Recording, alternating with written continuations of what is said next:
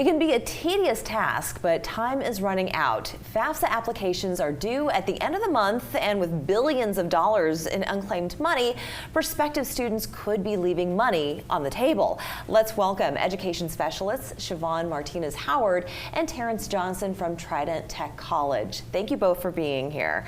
So people who are wanting to get their education, making sure that they do apply for any kind of financial aid is absolutely paramount. And of course, we want more financial aid in terms of grants rather than loans, and that's kind of where the FAFSA comes in. So Terrance, we've got a deadline coming up. Tell us a little bit more about this.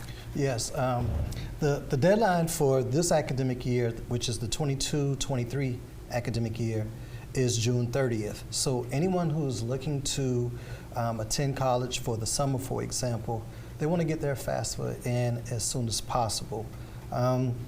The FAFSA itself is a way for students, it's an application that the federal government uses to determine what a student qualifies for in the terms of grants and loans. We tell students the sooner you do it, the better you do it, because we can have an estimate of what you might qualify Absolutely. For. It's first come, first serve. You really don't want to wait until the deadline, right? Right, exactly. You want to start as early as possible. That can make all the difference in the world. Absolutely. Right. So Shavonne, tell us a bit more about your part in Trident Tech and what your office does in particular. Okay, so Terrance and I work for the Educational Opportunity Center. We're a grant, federally funded grant program. So we're housed at Trident Tech, but we don't work just for Trident Tech. So we work with students who are interested in pursuing higher education that want to go to an accredited college anywhere in the United States. Our grant does set some parameters for us. So our primary population that we seek to work with are first generation, low income college students. But we're not going to turn anybody away if they don't fit that category. Sure. We just want to make sure that we remove any barriers that a student may have in pursuing higher education. And unfortunately, completing the FAFSA can be a huge challenge because the form can be extremely confusing. It is. That's what everybody says. It's like 7 pages long. It requires all this financial information depending on whether you're a dependent to your parents, whether you're independent, whether they're separated or divorced, what that means, income, all that stuff. So it really takes kind of an expert hand to help you fill that out in at least a good hour of your time, which I would venture to say it's even more than that.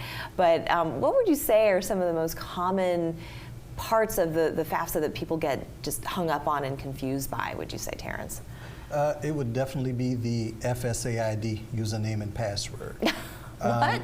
Yes. Really? Yes, and that's basically their electronic signature. But many students will tell us they don't have a FSA ID, username and password, and so we'll go to create one only to find one does exist. So they don't remember their username and password, and then when we try to receive it, the phone numbers or email addresses that they may or may not have attached to it doesn't work anymore. They can't answer challenge questions. So when it gets like that, they actually have to call the Department of Ed to reset it on their end. Oh, I see. So it sounds like what I'm hearing is when you start the process, you got to stay really organized.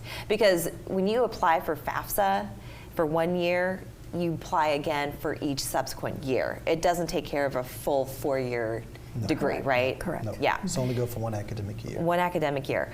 Okay, so we've got the deadline. It's happening on June 30th, so make sure to get your applications in. And then if people need more information on contacting you for a little bit more assistance, where should they find you, Shavonne? So I can be reached at 843-574-6793, or my email address, shavonne.howard@tridenttech.edu.